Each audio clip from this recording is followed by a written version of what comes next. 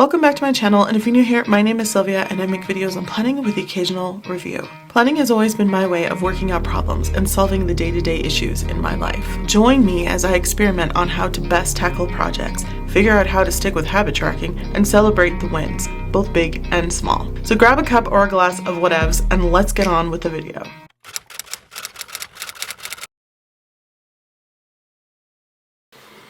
Hey planner friends, so here I have my monthly planner with notebook by Leuchtturm 1917 in B6 plus size, and I thought I would go ahead and sit down and show you the 3 ways that I think I might use this planner. And if you don't have this specific planner, don't worry about it. If you just have a monthly planner and then like a companion notebook, this happens to have both in the same, which is kind of awesome.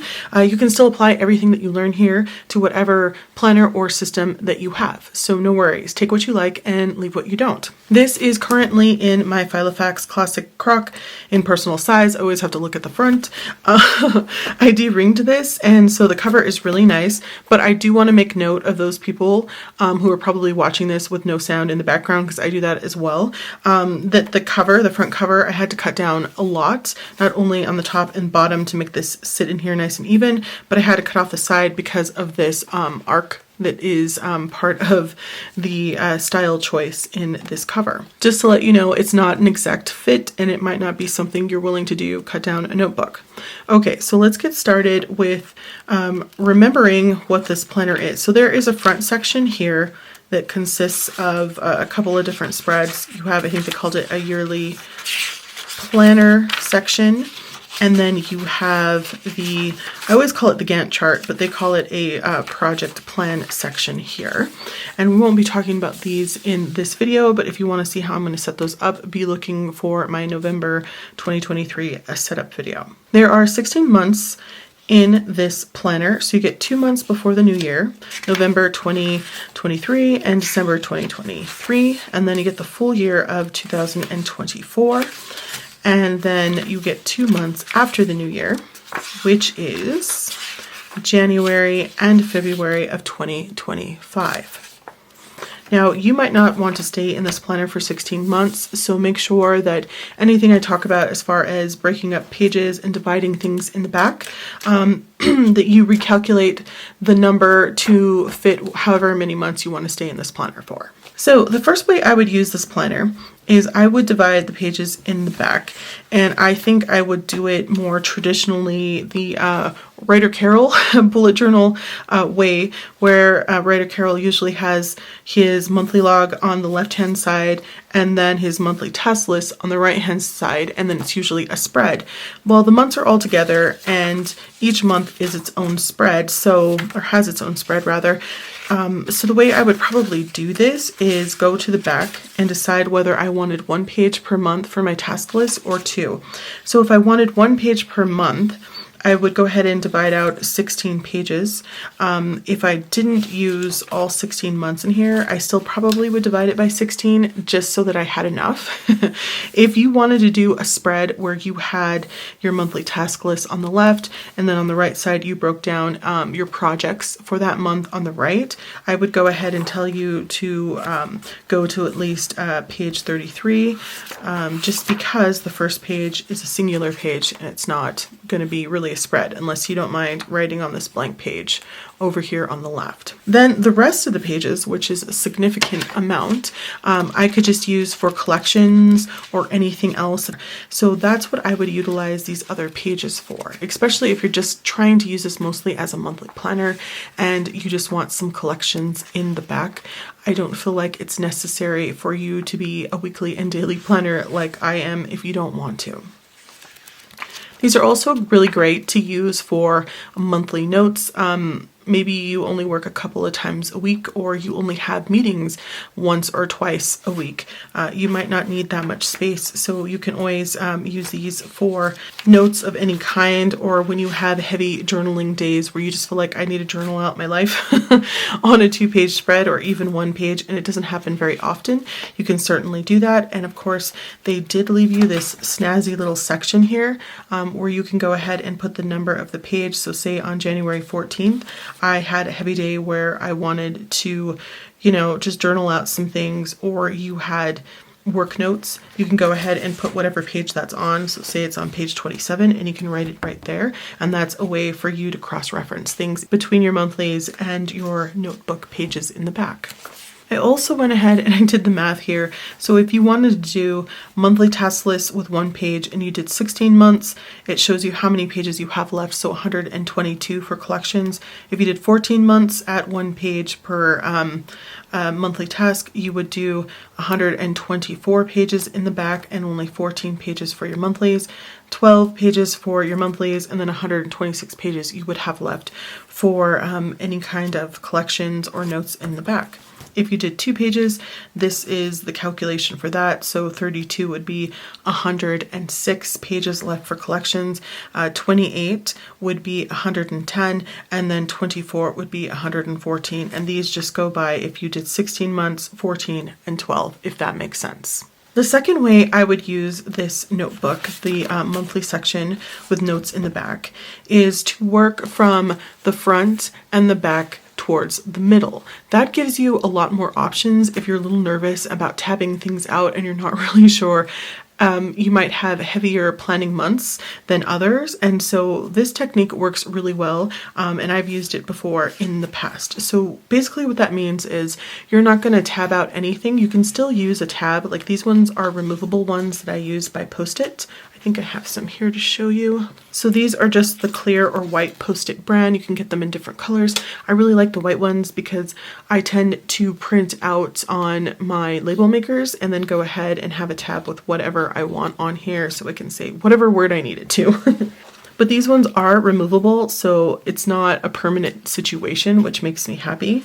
But basically what I mean is you can go ahead and tab out 16 pages like I have here, and then 32 if you decide you want to do a monthly spread instead of just a singular page. And then you just work your way to the middle, and then the back page you would start as your first page for collections and just work your way to the middle. That way you don't have to really set a certain amount of pages for either section. You just use whatever it is that you need. So if you use more monthly or you use more collections, it really won't matter because the two will meet in the middle. The third way I would use this notebook, the monthly with notes in the back, is to go ahead and divide up all of the pages in the back. And this is for people who are like myself and probably know themselves a little bit better and can appreciate exactly how much space they will need. So this one's a little bit more set in its ways. You can still certainly use these Post-its that are removable. So if you wanted to go ahead and print out on your label maker the months and you felt like one month you ended up skipping and not planning as much, or you just, didn't use it altogether, you could go ahead and remove these and change up how many pages per section you had. But I like the idea of going ahead and dividing how many months you're going to use by the actual pages to see how many pages you can use per month.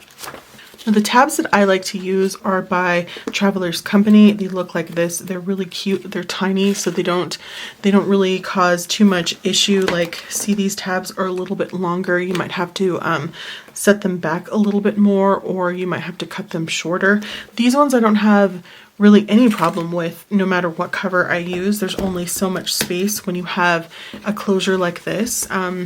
You have to be very careful that your tabs are going to miss this, but I really love these ones by Traveler's Company. You get them in their custom sticker kit, and you get, I think, maybe 3 colors or 2 colors in 2 different sizes. They give them to you in large and small. So the large are meant for the traveler's notebook in regular size, and then the small are meant for the passport size. So tabbing these out by the month, you're going to have to do a little bit of math, and you're going to have to figure out how many of the months you're actually going to be in here for.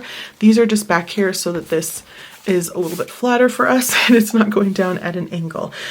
So for instance, I'm starting this in November, but I probably feel like I would get a new notebook or a new planner rather, in January if I really liked this and I wanted to get another one for 2025. I probably would start it in November. So that's even less months I would use it for.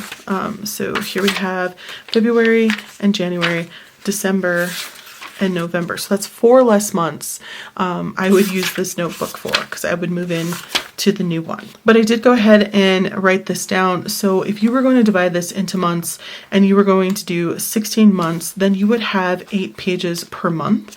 If you did 14 months, you'd have 9 pages. If you did 12 months, you'd have 11. So if you decided to, scrap the 2 months before the new year and the 2 months after the new year and just do the actual physical 2024 year, then you would have 11 pages per month. Now, some of you might say, well, that's a lot of pages, and what am I going to do with that? Well, I have an answer. I would break those monthly pages down into having, a monthly task list, whether I decided to do one on a page or I did a spread, and then I would have extra pages for my monthly collections and notes.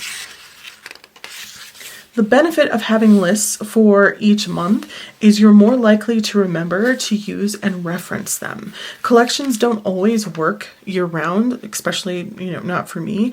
It's nice to rewrite them every month to schedule, migrate, or mark irrelevant as you go. This is very, writer Carol, I guess you could say, and a big part of what he calls, or says rather, is the success of his daily pages. So why not do it for the monthly? I kind of like the idea of having a monthly task list for my partner Jay, where I'm writing down things that I need to mention to him. Hey, don't forget we have to do this or pick up that because you're going to be in the bigger town on this day or have an appointment, so don't forget this or that. And then just, checking things off, rescheduling things, migrating things, moving on to the next section of 8 to 11 pages and rewriting that list again. It's really helpful to the brain, and it's not something everyone wants to do, but it's something that I'm interested in thinking about doing in the back here. Other things that you could do with those extra pages are collections. So people always ask me sometimes, what is the difference between collections and when you're talking about getting things done lists? So Getting Things Done by David Allen, it's a system that he created to help you not only delegate, but create actionable lists. So it's not just a list that's there for no reason. It's meant for you to get to the next section and the next part to get things done. Whereas a collection, you could just sit here and you could write down a collection of, say, 1970s. What are your favorite top 5 or top 10 songs of the 70s? And it's not an actionable list in any certain way. It's just you wanted to list that out because it would be fun and it would be cool. It's something that you can do when you're waiting. I can't tell you how many times I'm always waiting in a car for someone, or Jade and I were waiting a couple of times at some of these benefits, and we were at honor roll breakfast and we had to wait a little bit. So sometimes we just make out a list and it's just for fun and it passes the time. So these are things that you can do later. If you wanted to, you could certainly make it actionable by creating a playlist in your iPhone or something like that. So don't be afraid to have, more pages than you actually need in that section. And once again, if you decide to use these removable tabs or you tab as you go, this is something that I've done before. I tab as I go. So you can see here that I started in July, I ended in October, and I actually set up October in here and decided, no, I don't want to be in here in October. I think I want to move to a traveler's notebook, but I didn't waste any other tabs for the rest of the months because I was just tabbing as I went. That is something that you can do in here. So if you feel like you have a heavier month than others, you can use more pages in that way, and it's not that serious. For those people who like to have a more linear way of planning or thinking, I know it can be hard to have, a page where you have work notes here on page 4, and then you have work notes on page 27, and you want all of your work notes together. But again, that means that you have to understand and know about exactly how many pages that you need. Don't worry about that. You can always use threading. So threading is where this says page 4. You would go ahead and write down right next to it page 29. So that way you would know that your next work notes are on this page. And then for page 29, you would put 4 so that if you wanted to reference the notes from before, you would know where they are. And it's easy peasy. It's a way to get out of using the index or the contents page, which a lot of us don't use because we choose to use threading.